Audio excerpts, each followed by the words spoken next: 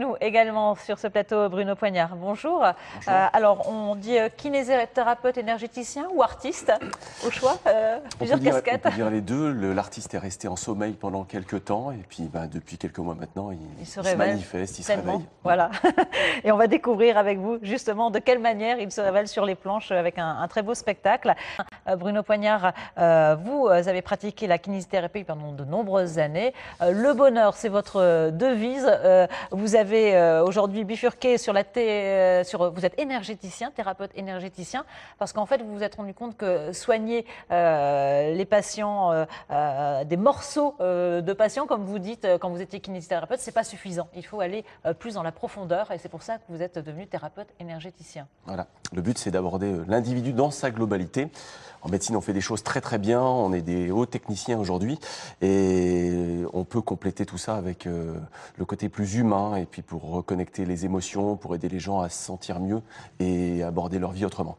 Et alors ça passe par quoi effectivement ces différents outils que vous mettez en pratique? C'est l'hypnose, c'est par exemple... Alors, je suis passé par pas mal de choses. Il y a des choses qui nous viennent un petit peu de la médecine chinoise, donc de l'énergétique chinoise, par l'hypnose, par tout ce qui est lié au comportement, au fait que notre état de fonctionnement est lié à la relation que nous avons avec nous-mêmes et avec notre environnement.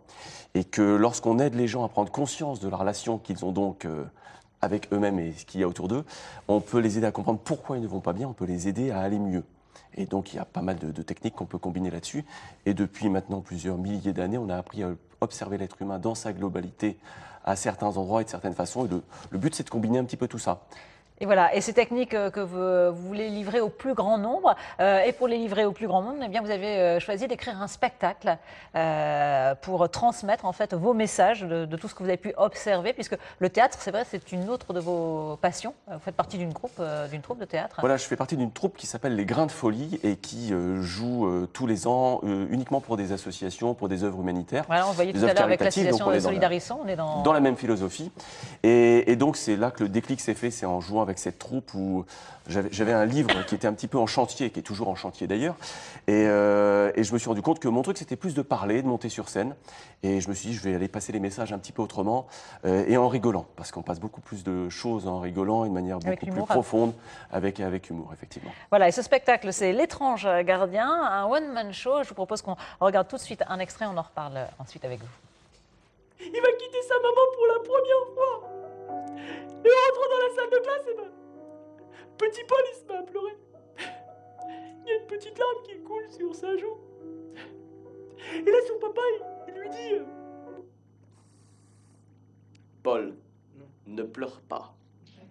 On aurait pu dire, oh Dieu, bien des choses en somme, en variant le ton. Par exemple, tenez, la honte. Tu es ridicule de pleurer comme ça. Bonjour. Paul, tu n'as pas honte, à 2 ans, d'être aussi triste et de te mettre dans un état pareil? Bonjour.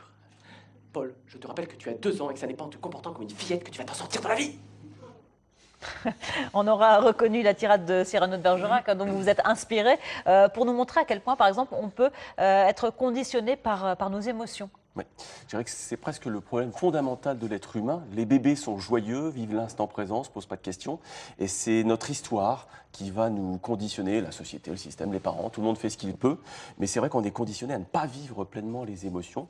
On ne s'en rend pas compte et ensuite on conditionne les autres. Et que vous dit le public quand vous le rencontrez? Est-ce qu'il se reconnaît dans ce que vous leur racontez sur scène? C'est justement l'objectif, hein, que le public... C'est l'objectif, c'est comme je dis quelquefois, le but du spectacle, c'est de faire résonner les gens, mais avec un « et » au niveau du cœur et pas avec « aïe » au niveau de la tête. Ouais. Et donc de passer les messages de manière plus forte. Et effectivement, donc là on a une scène où je parle beaucoup des conditionnements émotionnels.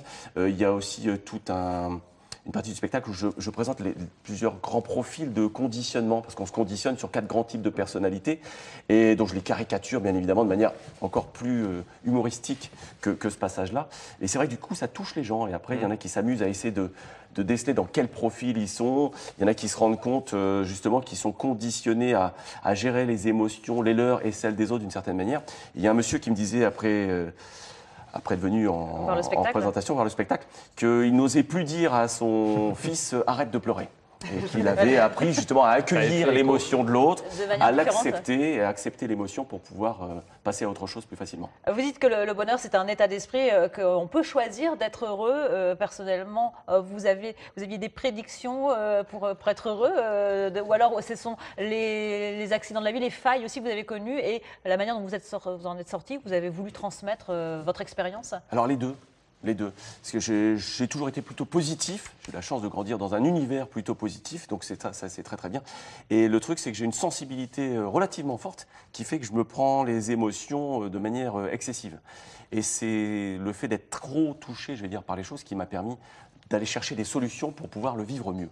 Et en tout cas, le résultat, ça n'est que du bonheur avec ce one-man show, L'étrange gardien, à découvrir. Donc, on attend les prochaines dates. Hein. Il y a des dates qui doivent sortir dans la région. On peut aller sur votre site étrangegardien@gmail.com pour être au courant de toute la programmation. Merci beaucoup d'être venu nous en parler ce matin.